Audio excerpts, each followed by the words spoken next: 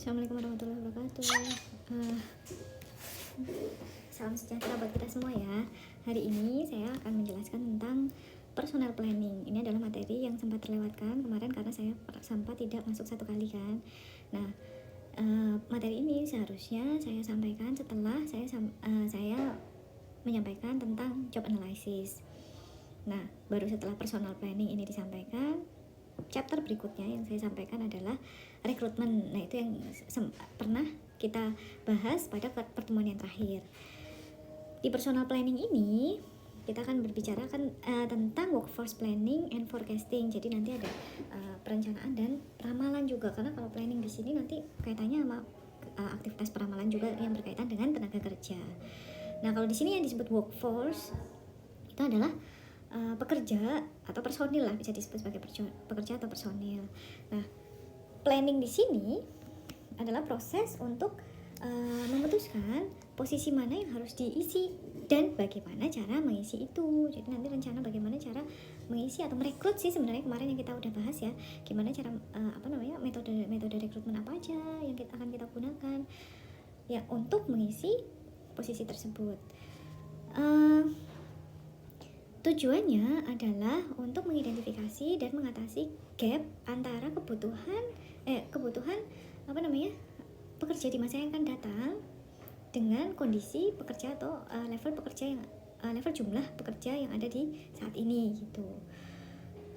Di masa yang akan datang kan kemungkinan ada kebutuhan tenaga kerja dengan skill baru misalnya, atau dengan karakteristik yang mungkin berbeda dengan pekerja yang saat ini gitu. Jumlahnya juga mungkin bisa lebih banyak gitu, karena disesuaikan dengan strategi perusahaan dan visi perusahaan juga. Kayak misalnya perusahaan memiliki strategi untuk perluasan pasar, misalnya membuka cabang di daerah mana atau membuka cabang di luar negeri misalnya, itu kan butuh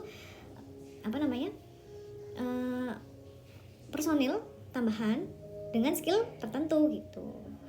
Misalnya perusahaan juga pengen merambah ke dunia, ke pasar secara online misalnya, tadinya hanya melalui toko. Nah, itu juga butuh orang-orang dengan skill baru. Nah, di sini bagiannya untuk menggambarkan proses planning ini sebenarnya ada dua nih. Kalian bisa temukan di bukunya Dessler. Kemudian yang satu lagi kalian juga bisa temukan di bukunya yang ini, di bukunya Noe et al. Cuma karena menurut saya ini gambar yang atau grafik yang lebih representatif, menurut saya yang lebih mudah dipahami, itu adalah grafik dari Noe et al yang bisa kalian temukan di bukunya ya. Ini di sini, sebentar. Jadi nanti dalam perencanaan tenaga kerja kita akan melakukan peramalan terhadap peramalan yang kaitannya sama demand atau permintaan tenaga kerja, atau sebenarnya bisa dikatakan sebagai kebutuhan tenaga kerja dari perusahaan, dan supply tenaga kerja atau berapa jumlah yang tersedia gitu, baik secara internal maupun eksternal. Demand sama supply ini ya sebenarnya konsepnya hampir sama ya, sama teori supply demand di supply demand di ilmu ekonomi. Cuma bedanya kalau itu supply dan demand itu biasanya kaitannya sama barang ya, barang atau jasa. Nah, kalau ini lebih ke tenaga kerjanya. Nah, setelah dilakukan peramalan atau perkiraan demand dan supply-nya, nanti kita akan menemukan nih kira-kira terjadi surplus atau malah shortage atau kelebihan atau kekurangan tenaga kerja. Nah, itu treatmentnya masing-masing berbeda ya. Kalau surplus ada sendiri treatmentnya, nanti akan saya jelaskan, dan kalau kekurangan itu juga ada sendiri. Kita otomatis kan harus nyari ya kalau ada kekurangan di masa depan nanti, oh ternyata nih kayaknya orang-orang yang skillnya di bidang ini nih nggak ada kita. Kalau dari internal, makanya kita harus nyari eksternal misalnya kayak gitu. Nah, setelah ketahuan tuh berapa kurangnya atau berapa lebihnya, nanti kita akan bikin strategi yang sesuai dengan visi perusahaan, yang sesuai dengan arahan perusahaan secara keseluruhan ya. Nah, setelah bikin planning, selanjutnya perencanaan itu diimplementasikan, yang kemudian setelah dilaksanakan rencananya itu akan dievaluasi berhasil apa enggak tuh gitu, untuk mengatasi permasalahan-permasalahan tenaga kerja yang ada yang kaitannya sama surplus atau shortage itu. Nah, sekarang kita ke sini ya, ngomongin surplus supply and demand dulu ya. Kita kesini dulu nih.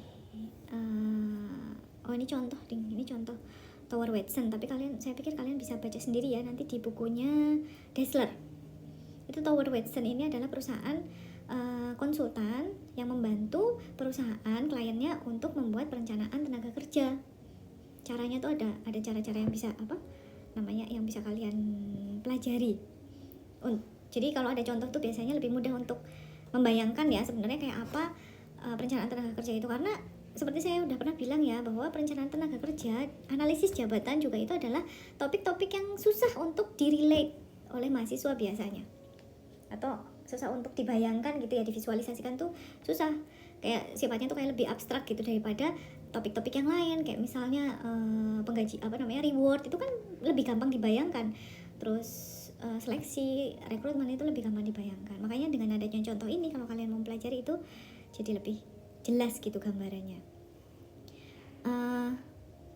Ini nanti kalian pelajari sendiri ya, kita kesini aja nih.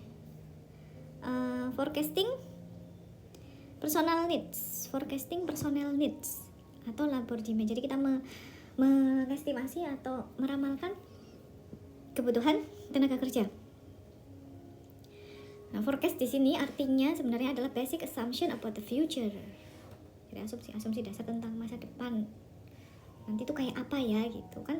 Forecast itu hasilnya sebenarnya nggak belum tentu, bisa aja meleset istilahnya gitu, nggak fix lah ya, bisa saja meleset. Tapi dengan adanya forecasting kita bisa mengantisipasi kondisi yang ada di masa depan. Nah, yang kaitannya sama perencanaan sumber daya manusia, peramalan ini kaitannya sama berapa orang yang kita butuhkan dan skill-skill apa aja yang bakalan kita butuhkan di masa yang akan datang. Biasanya bisa aja nih ya dimulai dari, ini contoh aja ya, dimulai dari penjualan nih atau pendapatan dari perusahaan nih, atau misalnya kalian punya bisnis, nanti di masa depan kamu pengennya apa targetnya, atau diramalkan tuh ya dari data yang udah ada kan, bisa menggunakan metode statistik tuh misalnya, itu yang diramalkan pendapatannya itu atau penghasilan perusahaan itu berapa gitu. Atau kalian punya target sendiri, misalnya kalian pengen nanti pada tahun 2025 atau 2020 kalian bisnisnya tuh pengennya penghasilannya itu sampai berapa, size bisnisnya itu berapa misalnya. Nah, dari situ untuk mencapai target itu kalian bisa meramalkan nanti sumber daya manusia yang dibutuhkan tuh berapa gitu untuk untuk mencapai itu. Kan kaitannya juga sama kalau misalnya itu adalah penghasilan itu adalah berasal dari unit yang terjual ya, kan itu kaitannya sama unit yang terjual misalnya. Nah, itu berapa orang tuh supaya bisa mencapai penjualan dalam level itu. Nah, tapi ada juga, itu kan gambaran simpelnya ya tadi ya, ini ada juga faktor-faktor lain yang mempengaruhi. Jadi di sini contohnya adalah projected turnover atau perkiraan tentang nanti ada berapa orang yang resign atau ada berapa orang yang pensiun gitu. Terus adakah nanti kemungkinan untuk mengupgrade atau mendowngrade produk-produk, kayak misalnya nih mengupgrade atau gini, ditambah juga bisa lini bisnisnya. Kayak misalnya produknya itu bisa aja ditambah, atau nanti dimodernisasi yang tadinya pakai tenaga manusia jadi tenaga mesin, atau bisa aja malah lini produknya dikurangi karena dianggap tidak profitable misalnya. Nah, itu juga berpengaruh ke jumlah tenaga kerja yang dibutuhkan. Terus di sini ada productivity change atau perubahan dalam produktivitas, sama financial resources. Financial resources itu kaitannya sama hiring decision ya, atau keputusan untuk meng-hire orang gitu. Kira-kira kita punya sumber dana yang mencukupi apa enggak, karena biaya tenaga kerja itu juga gede kan, itu adalah termasuk komponen yang besar dalam suatu bisnis gitu. Itu juga perlu diperhitungkan. Sama decision to enter and leave business, atau pengen yaitu kayak tadi mungkin lini bisnis baru, atau mungkin cabang baru, atau daerah baru gitu, atau mungkin pasar baru yang ingin dimasuki atau malah ingin ditinggalkan. Karena bisnis bisa aja kan berubah ya dari waktu ke waktu. Ini contoh aja nih supaya lebih itu ya. Ini metode-metodenya, metode dalam meramalkan demand. Yang pertama adalah trend analysis. Jadi analisis tren. Kalau analisis tren ini biasanya menggunakan metode statistik, dan kita melihat dari data historis, dari data-data yang sudah ada di perusahaan. Nah, itu makanya walaupun itu pekerjaan administratif ya ngumpulin data gitu ya. Terus tapi itu penting banget. Jadi data itu semakin bagus semakin bagus datanya dalam suatu organisasi atau perusahaan, nanti keputusan bisnisnya itu jadi semakin bagus gitu, dibanding yang perusahaan yang tidak punya data sama sekali atau datanya jelek gitu lah ya. Nah, ini studying variation in the firm employment level over the past few years. Nah, itu ngelihat dari data beberapa tahun ke belakang gitu. Contohnya nih, dalam 5 tahun ini sih sebenarnya kayak perusahaan pengen ngelihat jumlah karyawan dalam 5 tahun ke belakang gitu, tapi ini dibagi ke dalam subgroup, kayak misalnya per divisi ya, misalnya sales sendiri, production sendiri, sekretarial sendiri, sama administratif sendiri, untuk ngelihat trennya gitu, apakah trennya itu naik atau turun atau stagnan gitu. Nanti analisis tren ini hasilnya adalah estimasi kasar aja tentang kira-kira di masa depan itu bakalannya kita membutuhkan berapa orang gitu. Karena jadi pakai data historis itu menggunakan metode statistik ya. Regresi itu juga bisa, regresi itu kan juga untuk estimasi juga. Jadi kalau misalnya di masa pakai least square juga bisa ya.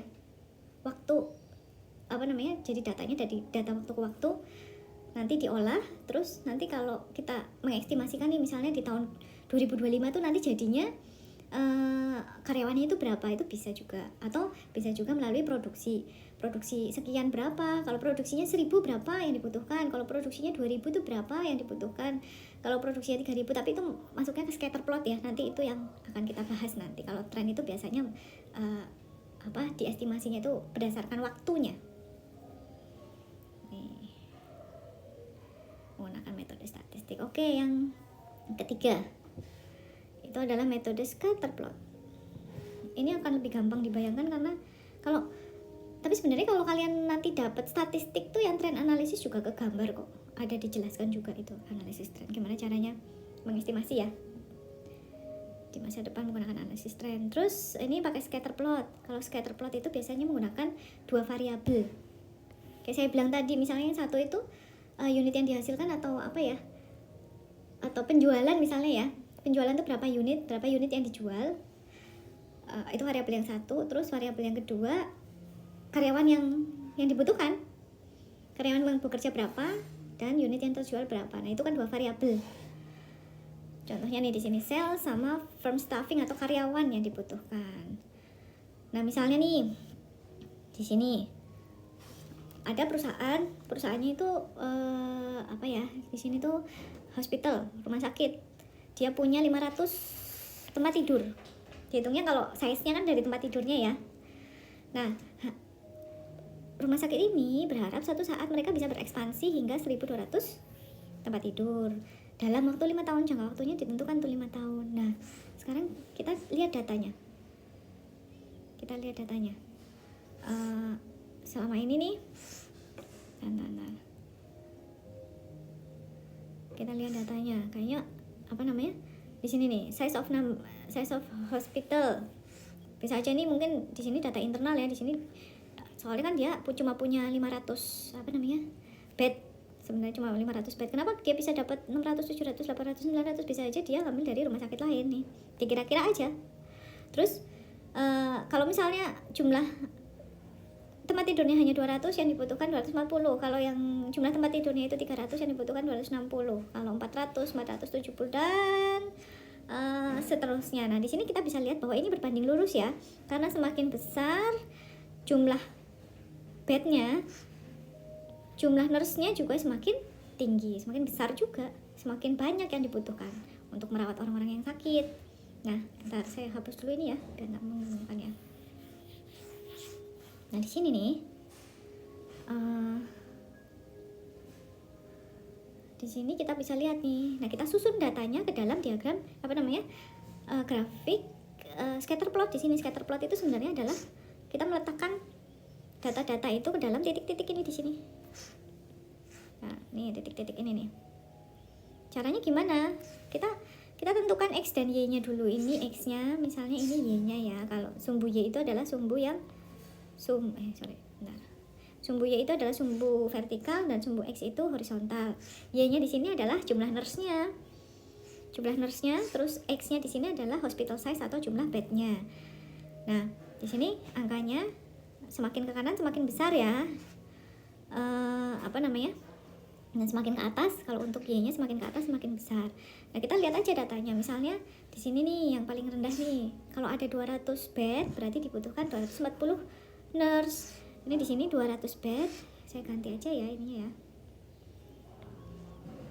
Ini kalau ada 200 bed berarti dibutuhkan misalnya 240 nih di sini. Ya nggak aja segini lah ya. Ini cuma buat ilustrasi aja. Nah, terus dan seterusnya sampai titik-titik ini lengkap nih semua dari datanya. Baru kita bisa mengestimasi nanti kalau misalnya kita punya 1200 bed, yang dibutuhkan adalah ini, ketemunya ini 1210 nurse. Nah, ini nih kalau pakai scatter plot hanya titik, kita kan ini nih, yang ini namanya garis estimasi ya. Itu bisa kita tentukan tuh garis estimasi. Jadi kayak gini, kalau titik-titik ini adalah data senyatanya dari data historis ya. Tapi kalau garis ini adalah garis estimasinya yang kita gunakan untuk mengestimasi. Jadi nanti dari data senyatanya ini, titik-titik ini kita menentukan garis estimasinya menggunakan metode least square. Yang paling bagus tuh least square ya, pakai regresi. Nah, kalau udah ditemu ini garis estimasi atau mungkin pakai persamaan regresi gitu ya, kita tinggal masukin aja variabelnya, terutama X-nya di sini ya. Kalau kita punya 1200 bed, terus nanti kita akan butuh berapa orang nurse gitu. Jadi kita bisa estimasi itu. Itu namanya scatter plot analysis ya. Kalau ini ada drawbacks-nya atau kekurangannya ya. Jadi Jadi historical sales and personal relationship assume that the firm existing activities and skill needs will continue as is. Jadi menganggap bahwa aktivitas dan skillnya itu akan itu aja, maksudnya tidak ada penambahan aktivitas baru atau skill baru gitu di masa yang akan datang. Terus yang kedua, they tend to reward managers for adding employees irrespective of the company's need. Jadi itu kayak semakin banyak employees itu semakin bagus, tapi nggak ngelihat dari kebutuhan company gitu. Jadi kayak ngedorong. Jadi karena nggak dilihat faktor lain ya selain itu. Terus they tend to institutional existing way of doing things even in the face of change. Ya pokoknya mereka akan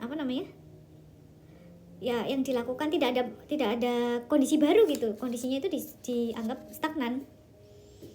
Gitu. Ya memang tiap metode pasti ada itunya ya, ada drawbacks-nya ya.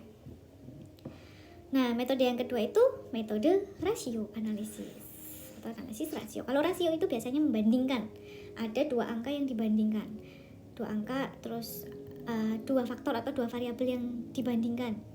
Kalau kalian pernah belajar tentang manajemen keuangan, itu pasti kan kalian udah tahu ya tentang rasio keuangan. Rasio keuangan itu kan juga membandingkan dua variabel kan, kayak misalnya atau dua hal lah istilahnya gitu ya. Kayak misalnya debt to equity ratio. Berarti rasio itu membandingkan jadi utang dibagi modal, atau utang dibagi dengan modal atau ekuitas ya, modal ekuitas, atau hutang dibandingkan dengan modal ekuitas. Nah, di sini sama aja nih. Yang dibandingkan adalah causal factor, kayak misalnya volume penjualan dengan jumlah karyawan yang dibutuhkan. Misalnya jumlah sales people-nya atau bagian marketing lah ya, bagian penjualan, sales lah. Ini variabel yang dibandingkan itu. Misalnya nih ya, ada contoh biar lebih gampang dibayangkan. Kalau misalnya rasionya ya, satu sales dia bisa menghasilkan $500,000. Nah, kalau misalnya nih kita berharap kita menghasilkan $3 miliar, $3 juta. Nah, kita harus meng-hire berapa sales? Berarti ya tinggal dibagi aja, 3 miliar dibagi 500.000. Jadi kita hire 6 orang gitu.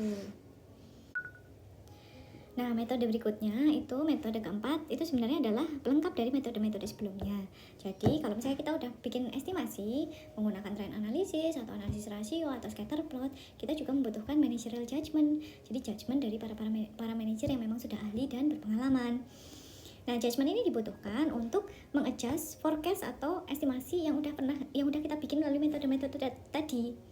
Jadi karena banyak faktor yang memang tidak diperhitungkan, makanya itu butuh judgement dari manajer. Kan manajer yang tahu nih kondisinya kayak apa, kondisi pasar saat ini kayak apa, kondisi teknologi sama pekerjaan-pekerjaan administratif yang ada, kaitannya sama productivity, yang kaitannya sama financial resource, yang kaitannya sama budget dan lain sebagainya. Jadi bisa saja estimasi-estimasi yang sudah kita bikin itu di-adjust lagi karena ada pertimbangan dari manajer. Terus setelah itu kita akan kesini ya. Tadi kan kita berbicara tentang forecasting personal needs atau demand. Sekarang kita ke supply, tapi supply yang internal dulu. Forecasting supply for inside candidates. Jadi inside candidates dulu ya, internal yang kaitannya nanti sama rekrutmen internal. Nah, biasanya perusahaan itu akan untuk merekrutnya itu mengutamakan dari internal dulu nih, internal udah ada apa belum, atau mungkin udah ada tapi skillnya kurang, itu bisa di training misal kayak gitu. Nah kalau misalnya tidak ada, berarti terpaksa mereka harus membuka untuk orang luar menjadi pegawai. Nah untuk mencari orang yang tepat secara internal dari dalam nih, biasanya perusahaan itu punya inventory gitu, kayak inventaris skill-skill apa aja atau pelatihan-pelatihan apa aja, terus kemampuan-kemampuan apa aja yang ada di setiap personilnya. Kalau orangnya cuma dikit sih cuma bisa diamati lah, bisa diapalin ya, si A bisa apa, si B keahliannya apa, si C itu spesialisasinya di mana misal kayak gitu. Tapi kalau orangnya ribuan, cabangnya udah banyak, itu kan pasti susah kan untuk seorang manajer memutuskan ini sebenarnya siapa sih orang yang benar-benar tepat kalau dia tidak punya sistem yang terkomputerisasi. Jadi bisa aja inventarisasi dari skillnya dan pengembangan kapasitasnya karyawan ini dilakukan secara terkomputerisasi. Jadi nanti tinggal dicocokin aja jabatannya apa, requirement-nya apa, nanti akan dicari sama sistem kira-kira orang mana yang paling cocok. Nah, inventory itu akan melist faktor-faktor variabel-variabel apa aja ya yang diinventarisasi. Itu adalah skill, edukasinya apa atau level pendidikannya apa, terus courses atau pelatihan-pelatihan, career and development, interest atau minat, dia minatnya itu karirnya ke arah mana, misalnya bahasanya apa aja. Ini juga penting nih kaitannya sama budaya juga. Kalau misalnya perusahaan pengen ke luar negeri, dia bisa nggak bahasanya gitu misalnya, perusahaan pengen buka cabang di luar negeri, dia bisa nggak bahasanya. Terus assignment apa yang kira-kira diminati atau tugas-tugas apa yang kira-kira diminati, sama pengalamannya. Nah itu ada datanya untuk tiap-tiap pekerja. Jadi milihnya tuh gampang, bisa aja bentuknya sertifikat kompetensi, itu juga bisa ya. Nanti milihnya gampang, memutuskan siapa ya orang yang tepat untuk menduduki jabatan itu tuh lebih gampang. Nah terus mana lagi ya, kita ke sini aja nih. Ini metode-metodenya ya. Ada metode yang pertama ada personal replacement chart, terus yang kedua ada Markov analysis, bentuknya kayak matrix gini ya. Terus yang ketiga cuma 2 toh berarti. Ini gampang kok. Yang pertama personal replacement chart itu adalah company record showing present performance and promotability. Jadi itu chartnya itu sebenarnya ngambilnya dari data ya, yang saya bilang tadi. Chart ini digunakan untuk mempermudah dalam mengambil keputusan. Chart ini mengindikasikan level performa dan level kesiapan seorang karyawan untuk dipromosikan. Ini contohnya ya, seorang atau beberapa orang sih lebih tepatnya. Kalau di sini contohnya tuh 3 orang. Ini jabatan yang kosong ini, Division Vice President. Jadi vice presidennya atau wakil presidennya itu misalnya mau pensiun gitu ya, siapa yang gantiin? Itu bisa dari 3 bagian nih yang bisa dipromosikan. Ada Jones dari Vice President Production, Abel dari Vice President Sales, kalau Smith B itu dari Vice President Finance, dari bagian Finance. Nah kita lihat nih di sini. Di sini apa namanya? Ada dua variabel ya yang diperhitungkan di sini, yaitu present performance sama promotional potential. Ini simbol-simbolnya tuh, kalau performa itu adalah segitiga, kalau promotion potensial tuh adalah segi 4. Nah, ini di sini kalau outstanding itu yang paling bagus tuh ya. Apa ini namanya, kuning ya? Kuning. Terus kalau satisfactory ya, memuaskan, itu merah. Tapi kalau need for improvement itu yang paling bawah, itu orange. Kalau promotional potential itu juga sama, yang level paling tinggi, yang ready itu kuning, yang butuh training, bisa tapi butuh training itu merah, dan yang questionable dipertanyakan itu orange. Ya apa? Yang salah. Oh ya nih. Ambil aja. Terima kasih, Bu. Ya. Terus di sini kita dari Jones dulu ya. Jones itu apa namanya? Present performance-nya itu outstanding. Dia juga sangat siap untuk dipromosikan. Tidak ada rekomendasi. Kalau able, dia performanya itu satisfactory. Ya, memuaskan lah ya. Tapi dia masih butuh, untuk dipromosikan dia butuh training. Trainingnya apa aja yang dibutuhkan? Rotasi pekerjaan ke bagian finance dan production. Mungkin dia tidak punya kemampuan atau pengalaman di bidang finance dan production. Terus ada kursus juga tentang strategic planning. Terus bisa juga apa namanya, in-house development center. Dia perlu pendidikan di development center misalnya selama 2 minggu. Nah, ini apa namanya, dia bisa dinaikkan jadi vice president, tapi dia harus melalui ini dulu. Sedangkan kalau Smith, dia performanya tidak bagus dan promotion potensialnya juga dipertanyakan, sama sekali tidak direkomendasikan untuk dipromosikan. Oke, nah itu contohnya ya. Nah, kalau misalnya orangnya cuma 3 itu gampang ya. Ini orangnya contohnya kan cuma 3 orang. Tapi kalau orangnya ribuan atau ratusan, kayak misalnya di Unsur juga kan pegawainya tuh bisa sampai ribuan. Itu nggak bisa dilakukan secara manual. Makanya biasanya pakai software system yang saya bilang tadi. Ini contohnya survei analytics skill inventory software. Kalau di Indonesia kayaknya udah mulai banyak ya, kayak udah saya lupa tuh, suka di itu Mekari kayak gitu. Itu sistem untuk human resource. Terus Markov analysis itu kayak transition analysis. Ini untuk meramalkan kesediaan, availability-nya ya, kandidat tapi dari internal, kandidat pekerja dari internal. Nah, Markov analysis ini menggunakan semacam matriks untuk memperlihatkan probabilitas karyawan untuk mengisi posisi-posisi yang dibutuhkan. Contohnya nih ya, key position-nya. Ini periodenya dari tahun 2011 sampai tahun 2014. Ini yang di sini nih kondisinya yang sekarang, yang matriks yang ini itu menggambarkan yang tahun 2014. Nah, misalnya nih ya, sales manajernya nih, ini yang paling tinggi kayak, ini sales manager sebentar, saya ganti dulu. Sales manager pada tahun 2014 itu ada 95% dari sales manager yang ada itu masih bertahan di posisi yang sama, sedangkan 0,05% itu sudah pensiun mungkin atau resign. Ini terus sales representatif nih, ini pada tahun 2014 60% itu masih di posisi yang sama, yaitu sales representatif.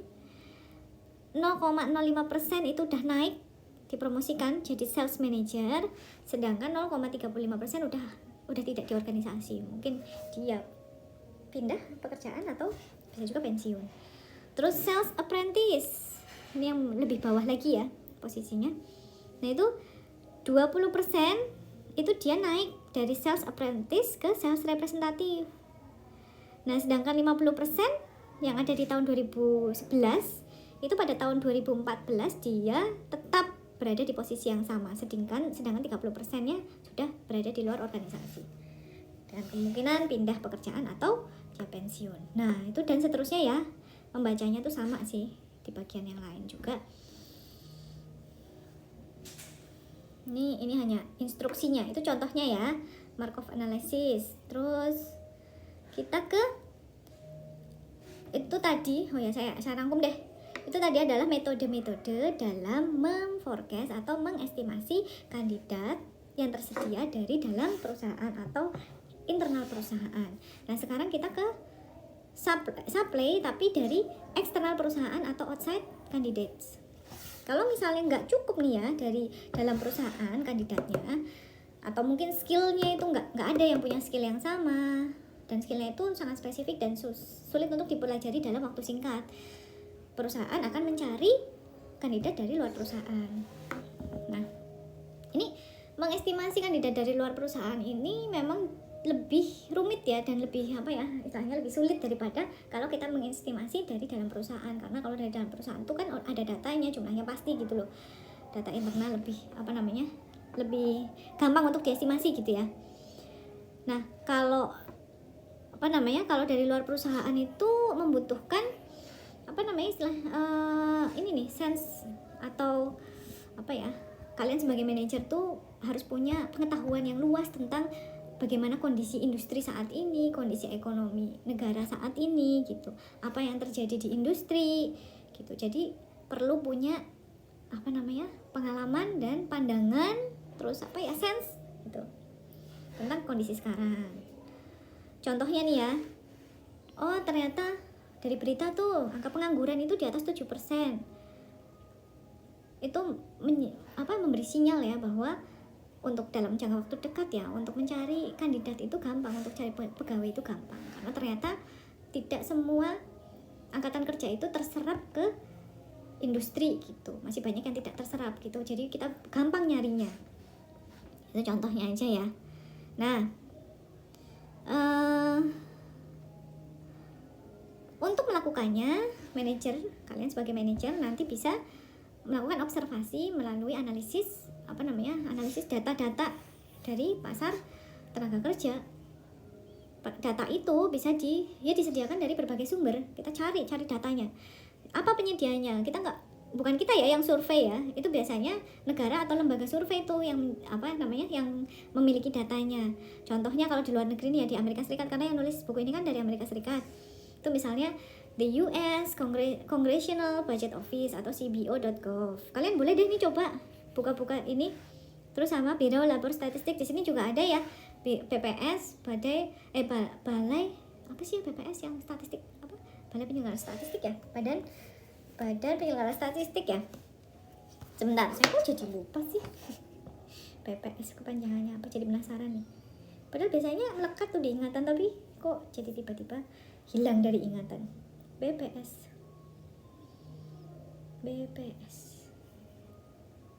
Badan Pusat Statistik, Allahu Akbar, Badan Pusat Statistik. Tapi kalau Biro Labor Statistik ini lebih spesifik ya kalibernya. Nah, di sini juga bisa untuk specific occupation, bidang-bidang kerja yang spesifik gitu, ada ONET, bisa. Ini juga Biro Labor Statistik juga bisa, Monthly Labor Review gitu. Kalau kita kayaknya sumbernya bisa juga dari jumlah lulusan tuh kalau misalnya kita nyasarnya S1, berapa jumlah lulusan S1 tuh, biasanya datanya ada di dari tahun ke tahun ya, di universitas, di perguruan tinggi gitu. Jadi menggunakan data yang disediakan oleh pihak lain kalau outside kandidat. Nah, sekarang demand udah, supply internal sudah, supply eksternal sudah. Sekarang kita ke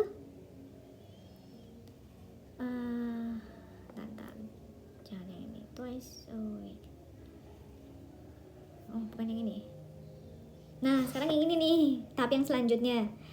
Kita nge-matchin supply sama demand-nya. Nanti ini nih, matching projected labor supply. Kita bandingkan datanya, supply sama demand, cocok nggak? Apakah yang ada sekarang sudah memenuhi kebutuhan tenaga kerja di masa yang akan datang? Apakah masih ada gap dalam arti kualitas maupun kuantitas skill atau jumlahnya gitu? Kalau misalnya ada gap, itu apa yang akan dilakukan untuk memenuhi gap itu? Apakah rekrutmen secara internal atau eksternal? Secara internal tersedia apa enggak? Kalau tidak, berarti kita harus eksternal, misalnya kayak gitu. Nah, di sini dalam nanti akan ditentukan jumlah tenaga kerjanya itu surplus atau kurang, shortage. Kalau misalnya surplus nih, kalau surplus tuh banyak hal yang bisa beberapa strategi bisa diterapkan. Misalnya downsizing, pay reduction, demotion, transfer, work sharing, hiring freeze, natural attrition, early retirement, sama retraining.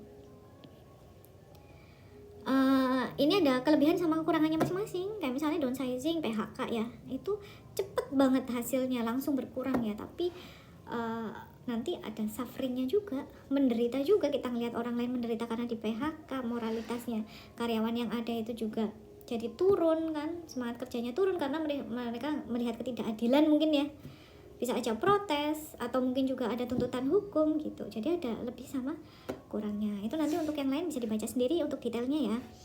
Sedangkan untuk shortage itu ada beberapa treatment yang bisa dilakukan. Kalau kekurangan ya, selain nambah karyawan, itu juga bisa pakai kerja overtime, lembur, terus pakai karyawan temporary, bisa pakai outsourcing yang kemarin kita udah pernah bahas, retrain, transfer, turnover reduction, jadi penundaan pensiun bisa aja. New external hires ini bisa nih yang kaitannya sama rekrutmen ya. Terus technological innovation, bisa aja tenaga manusia diganti sama tenaga tenaga mesin. Nah, ini juga ada pro and cons-nya. Ini cepat, misalnya overtime tuh cepat nih, tapi ability to change later ya tetap aja nanti harus ini bukan solusi jangka panjang lah istilahnya kayak gitu ya. Nah,